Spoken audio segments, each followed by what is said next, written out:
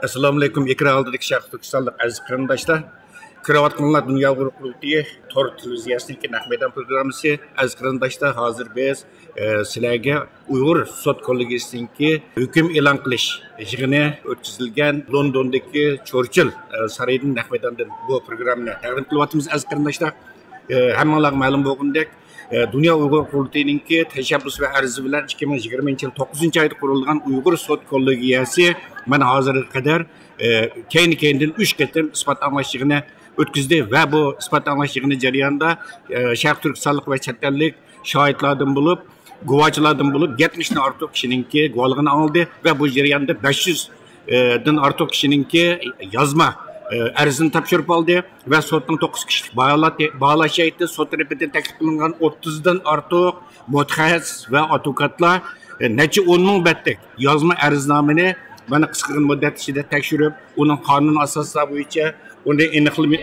qilib, mana bugun hukm e'lon qilish yig'ini o'tkazdi ve Uyghur Sud Kollegiyasi mustabid Kommunist Xitoy hokimiyatining Sharq Turkistonda Uyg'urlarni asos qilgan yerlik xalqqa qarata yurgizayotgan qilmishlariningki rasmiy xalqaro o'lcham, xalqaro qonunlar asosida buningki rasmiy irqiy qirg'inchilik va insoniyatga qarshi jinoyat shakllantirilganligini hukm qildi va bu hukmnomasini butun dunyoga e'lon qildi. Aziz qarindoshlar, sudning hukmnomasi 300 necha betlik hukmnoma. Boya sudning bosh sudchisi Jeffrey Nice efendimi deb o'tganidek bu 300 necha betlik hukmnoma bugun sudningki tor betida ham inglizcha ham uyg'urcha e'lon qilindi. Aziz qarindoshlar, chunki bu bugungi program berish jarayonida Rahima Mahmud Hanım, Qurultay London ishxonasining direktori bu hukmnomani qisqartirilgan nusxasini qisqacha sizlarga izohlashtirishga ama qonuniy atalg'ular bo'lgani uchun tez yetarli bo'lmaydi deb o'ylaymiz.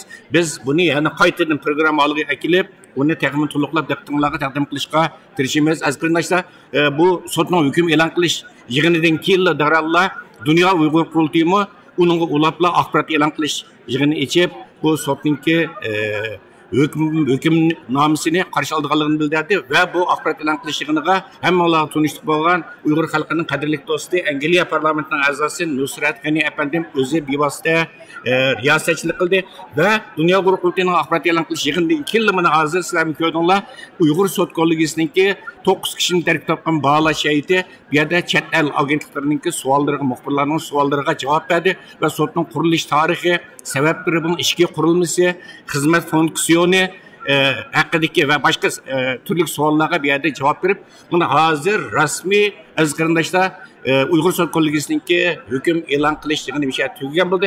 Bu hukm e'lon qilish yig'inidan keyin biz hammalar tunishib bo'lgan mushu Uyg'ur sud kollegiyasininki qurilishiga bevosita vasila bo'lgan uning bevosita tashabbuschisi va bosh arzdori Dunyo Uyg'ur Qurultayining raisi hurmatli Dolqin Aysa apandimni mana studiyamizga taklif qildik. Hurmatli Dolqin Aysa apandim, muborak bo'lsin, o'timiz xayrli bo'lsin. Rahmat. Bo'libmi bu Uyg'ur sud kollegiyasininki qurilishini siz bevosita 2020 yil 9 ayda bevosita siz tashabbus qilgan, sizning tashabbusingiz bilan qurilgan. Mana biz nihoyatda andisha ichida turib, bugun mana Xitoyning yurgizayotgan qilmishlariningki irqiy qirg'inchilik va insoniyatga qarshi jinoyat ekanligini qonuniy asosda buni dalillab hukm chiqarib dunyoga e'lon qilgan bo'ldi. Siz bu hukmnomadan keyin nimalarni his qildingiz? Xalqimizga e'lon qanday bir yurak so'z. Rahmat. Xalqimizning taqozolik bilan kutgan minutlarga shohid bo'ldik. Qaror Xitoy hukumatining Sharq Turkistonda olib borayotgani irqiy qirg'inchilik va insoniyatga qarshi jinoyat. Demak, bu butun dunyoga hammamiz shohid bo'lgandek dünya matbuotlarida tarafsiz bir sud tarafidan bu karar çıkarıldı.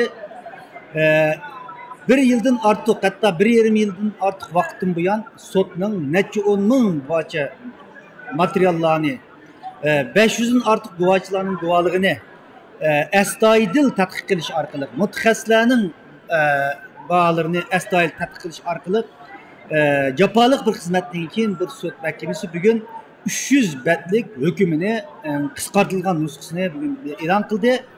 Bu tarixiy bir hadise. Bu faqat Sharq Turkiston xalqi uchun, Uyg'ur xalqi uchun tarixiy bir hadise bo'lib qolmay, 21-asrdagi insoniyat uchun bir tarix hadise. Çünkü 21-asrda irqiy qirg'inchilik uchrayotgan Uyg'ur bu o'xshash faqat bir qancha xalqlar buningga uchrayotdi.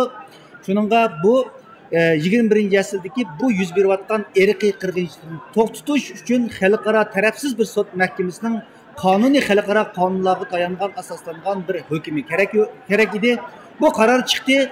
Endi 1948 yili qabul qilgan Birleşken Devletler Teşkilatı'nın irqiy ayrımcılık ahdnamasini icra qilish mecburiyetlari Birleşken Devletler Teşkilatı a'zo bo'lgan va mushu ahdnoma qo'l qo'ygan davlatlarning ustiga yuklangan bir vazifa bo'ldi. Demak, hozirgacha ba'zi davlatlar bu bir tarafsiz sudning qarori bo'lmay turib bu irqiy qirg'inchilik masalasida amaliy harakat qo'llanolmayganligidan iborat bu faktlarda bu sabablar bilan jim turgan bo'lsa, endi bu davlatlarning bu xil jim turishiga sabab qolmadi. Demek artık dünyanın Şarkı Türkistan'da buluvatkan, Uygurlarga, Kazaklarga buluvatkan bu irqiy qirg'inchilikni to'xtatish, ciddi hareket qilinish, bütün insaniyetning bulup mu Birleşken Devletler Teşkilatı'na bu to'xtamnoma qo'ygan davlatlarning bir mecburiyeti, kanun mecburiyeti bo'lib o'tirib chiqdi. Biz aldığımız günlerde işimiz tügemedi. Hem de şu devletlerini şunun kıstaş, Birleşken Devletler Teşkilatı'nı bu xalqaro kanun icra kıstaş bizden üstümüzdeki bir mecburiyet.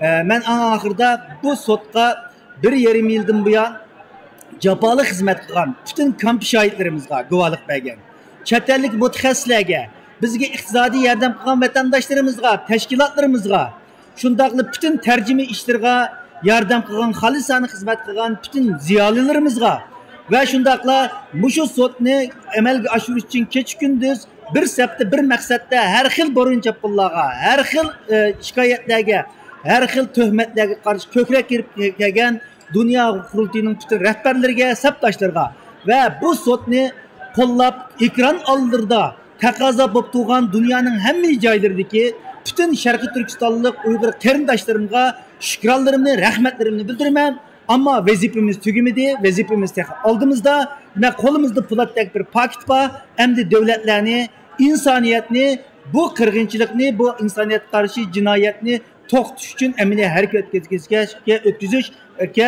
harakat qilishimiz kerak. Bu bizning oldimizdagi mushaqqatlik va qiyin bir bosqichimiz. Shuningga bütün vatandaşlarimizni buningga chunki bir qarorning chiqishi ayrı mesele, u qarorga tayinib turib dunyoni harakatga keltirish bizning üstümüzdeki bir mesele. Men eng oxirida bu yerda demak 2021 yili 12 ayning 9 kunisi bütün dünya bu qarorga şahit bo'ldi. Ben bir dünya politik vakaleten her yılı 12. ayının 9. gününü Uygur irqiy qirg'inchilik xotiri kuni deb e'lon qilaman ve bütün her yılı 12. ayının 9. gününü Uygur irqiy qirg'inchilik xotiri kuni deb mushu jazo lagerida azap chekayotgan, qirg'inchilik uchrayotgan, irqiy qirg'inchilikning zulmiga uchrayotgan Uygur xalqini xotirlash kuni qilib bekitishga chaqiriq qilaman. Her yıl bütün vatandaşlarımızı dünyanın hem yerindeki Şarkı Türkistanlıkni bu Uygur irqiy qirg'inchilikni xotirlashga bir milliy mecburiyet, vataniy bir mecburiyet deb qarashga chaqiraman. Rahmat To'lqinaysa efendim, aziz ko'rarmanlar, chet ellik Şarkı Türkistanlı aziz qarindoshlar, hozir reisimiz To'lqinaysa efendim deb o'tganidek bugungi bu tarixiy ahamiyatga, bu tarixiy kunni unutib qolmanglar. 9 dekabr kuni, ya'ni To'lqinaysa efendim bayan e'lon qilganidek 9 dekabr kuni Uyg'ur irqiy qirg'inchilik xotir kuni deb bugun rasmiy dunyo huquqiy tarafidan jakarlandi ve bu kunda biz Xitoyninki Uyg'ur irqiy qirg'inchiligiga qarshi faoliyatlarimizni keng darajada qanot yoydirish orqali bu kunni her zaman xotirlaymiz aziz qarindoshlar.